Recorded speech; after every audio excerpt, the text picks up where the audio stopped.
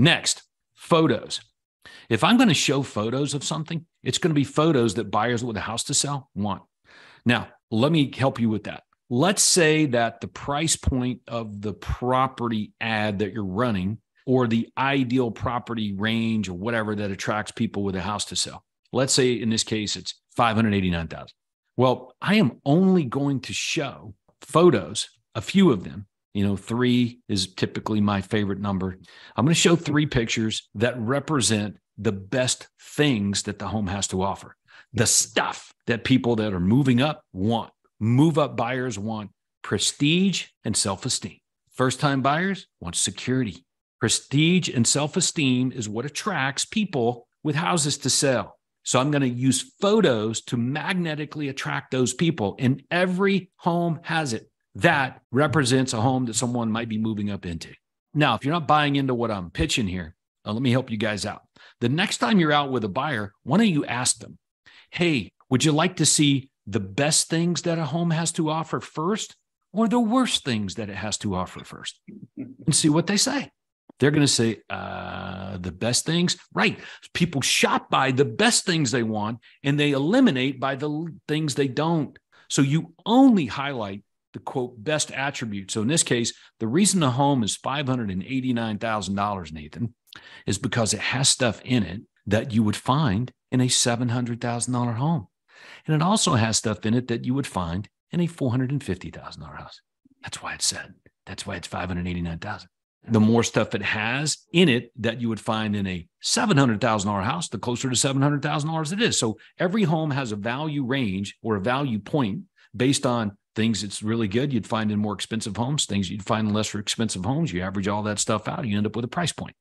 So you only show. Now, if your marketing person is not on today, I can assure you they're going to take one of your listings and they're going to show every blooming picture of the home, including the little blue bathroom and the little toilet paper holder and all that kind of weird stuff that you would find in a lesser expensive home. And all you're doing is repelling prospects versus attracting the ones you want, let alone just using the word trade in your marketing.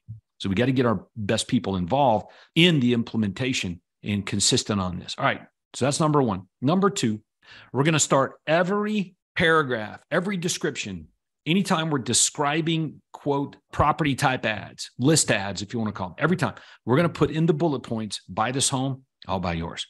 Buy this home, I'll buy yours. So we started with the word trade, price or trade. Now we're down to buy this home, I'll buy yours as the headline of the actual ad. And in case you guys missed it, the remarks is the actual ad in MLS.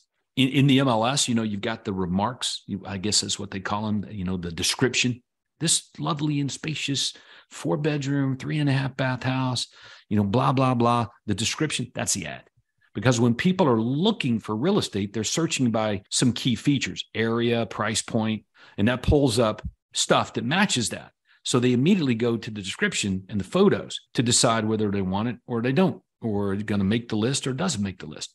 So you're going to start at the beginning of all of your descriptions with buy this home, I'll buy yours. And now you're cooking with grease. You're going to be attracting people with a house to sell. And what we've discovered is that when you have this in, quote, your remarks, your descriptions, you end up getting more people with a house to sell that have no interest in that particular home. It's the same thing on your for sale signs, by the way. On your for sale signs, it says, buy this home, I'll buy yours at the top of it, not the bottom, but at the top.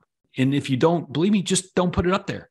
And you'll see that the signs that have it, you get more buyers with a house to sell. And the ones that don't, you get less.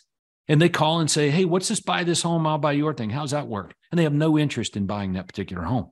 But I generated a lead that I wouldn't have got.